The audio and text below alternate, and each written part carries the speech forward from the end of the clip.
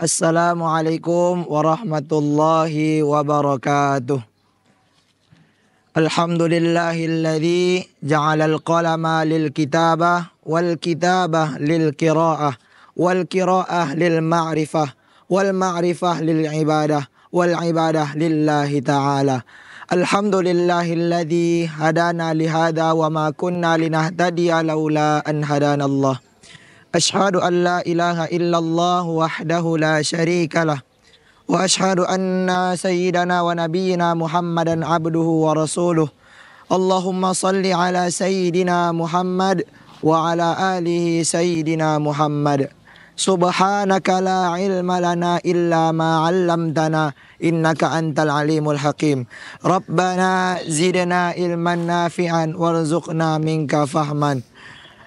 Rabbana syrah lana sudurana wa yassir lana umurana wahlul 'uqdatam min alsinatina wa yafqahu aqwalana. Allahumma amin. Marilah kita senantiasa bersyukur atas kehadirat Allah Subhanahu wa taala, atas limpahan rahmat dan karunia-Nya lah hingga pada Ramadan tahun 1446 Hijriah ini Allah masih memberikan kita kesempatan untuk beribadah kepadanya. 2 bulan yang lalu kita sudah bermunajat kepada Allah Subhanahu wa taala melalui doa-doa yang biasanya kita baca setelah solat 5 waktu.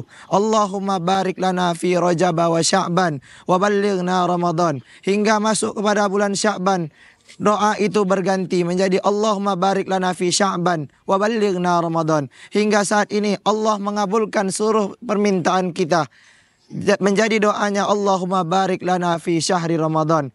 Intinya semua itu atas kehendak dan karunia dari Allah Subhanahu wa taala. Maka marilah kita senantiasa bersyukur atas kehadirat Allah dengan melafazkan alhamdulillahirabbil alamin. Salawat besertakan salam semoga selalu tercurahkan kepada baginda Nabi besar kita Nabi Muhammad sallallahu alaihi wasallam dengan melafazkan Allahumma shalli ala sayyidina Muhammad wa ala ali sayyidina Muhammad. Semoga salawat yang kita lantunkan tadi akan mengantarkan kita kepada syafaat Nabi Muhammad sallallahu alaihi wasallam dan berkumpul bersama Nabi Muhammad sallallahu alaihi wasallam di jannah nanti. Amin ya rabbal alamin. Sahabat-sahabatku yang insyaallah dirahmati oleh Allah Subhanahu wa taala, pada kesempatan kali ini tema tausiah Ramadan pada kesempatan kali ini bertemakan tentang bersegeralah menuju ampunan Allah Subhanahu wa taala. Sahabat-sahabatku yang insyaallah dirahmati oleh Allah Subhanahu wa taala, berbicara tentang ampunan Allah Subhanahu wa taala ada di surah Ali Imran ayat 133, wasari'u ila maghfiratin mir rabbikum, dan bersegeralah kepada ampunan Tuhan kalian. Shadaqallahul azim. Ayat ini menjelaskan bahwa kita harus bersegera untuk menuju ampunan Allah Subhanahu wa taala. Karena apalagi kita sekarang berada di bulan yang suci, bulan Ramadan, bulan yang dinanti-nanti. Karena bulan Ramadan ini hanya datang setahun sekali. 11 bulan kita lalui, 1 bulan yang menjadi bulan yang mulia, itulah bulan pencuci dosa kita semua. Maka kita harus mengejar semua ampunan Allah Subhanahu wa taala itu. Karena kita tidak tahu sengaja atau tidak sengaja dosa itu kita lakukan. Karena di dalam surah Az-Zumar yang berbunyi Bismillahirrahmanirrahim, Qul ya ibadiyalladzina asrafu ala anfusihim, wahai hamba-hambaku yang melampaui batas. Bayangkanlah Allah Subhanahu wa taala masih memanggil kita, orang-orang yang hamba-hambanya yang melampaui batas masih dipanggil hamba. Ibaratkannya kalau misalnya sesama manusia, apabila kita telah banyak melakukan kesalahan, biasanya orang itu akan memandang buruk terhadap kita. Beda dengan Allah Subhanahu wa taala terhadap hambanya. Allah masih memandang baik kepada hambanya sehingga dia memanggil, wahai hamba-hambaku yang melampaui batas terhadap diri kalian masing-masing. La taqnatu mir rahmatillah. Janganlah kalian sesekali berputus asa atas rahmat dari Allah Subhanahu wa taala. Innallaha yaghfirud dzunuba jami'a. Sesungguhnya Allah itu mengampuni segala dosa-dosa kalian. Innahu huwal ghafurur rahim. Sesungguhnya Dia Maha Pengampun lagi Maha Penyayang. Sahabat-sahabatku yang insya-Allah dirahmati oleh Allah Subhanahu wa taala. Setidaknya di bulan Ramadan ini untuk mengejar ampunan Allah Subhanahu wa taala, setidaknya ada 3 hal yang bisa kita lakukan. Mungkin di antara saudara-saudara, sahabat-sahabat yang lain mungkin ada yang mengetahuinya, maka silakan dijalankan. Pada kesempatan kali ini, Ana akan menyampaikan setidaknya ada 3 hal yang bisa kita lakukan selama bulan Ramadan ini untuk mengejar ampunan Allah Subhanahu wa taala. Yang pertama adalah selalu berbuat kebaikan. Seperti yang dikatakan oleh Allah Subhanahu wa taala, Allah Subhanahu wa taala berfirman di dalam surat Hud, innal hasanat yudhibnas sayyi'at. Sesungguhnya kebaikan itu akan menutupi keburukan-keburukan. Dan di hadis arba'in yang ke-18 yang berbunyi, ittaqillaha haitsu ma kunta wa atbi'is sayyi'atal hasanata tamhuha.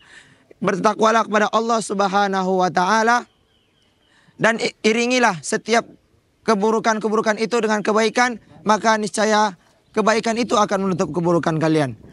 Kemudian yang kedua adalah selalulah beristighfar kepada Allah Subhanahu wa taala. Apalagi kita setiap hari melaksanakan sahur.